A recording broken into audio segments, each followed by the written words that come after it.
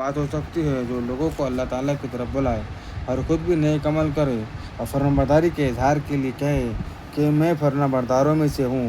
نیکی اور برائی برابر نہیں ہوتی بلکہ ہر ایک کا اثر جدا ہے۔ تو آپ اور آپ کے ماننے والے برائی کا جواب بھلائی سے دیں۔ مثلاً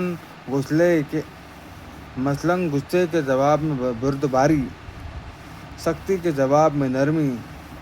چنانچہ اس بہترین برتاؤ کا اثر یہ ہوگا کہ جس شخص کو آپ سے دشمنی تھی وہ ایک دم ایسا ہو جائے گا جیسا کوئی ہمدرد دوست ہوتا ہے، اور یہ بات برداشت کرنے والوں ہی کو نصیب ہوتی ہے، اور یہ بات بڑی قسمت والے ہی کو ملتی ہے۔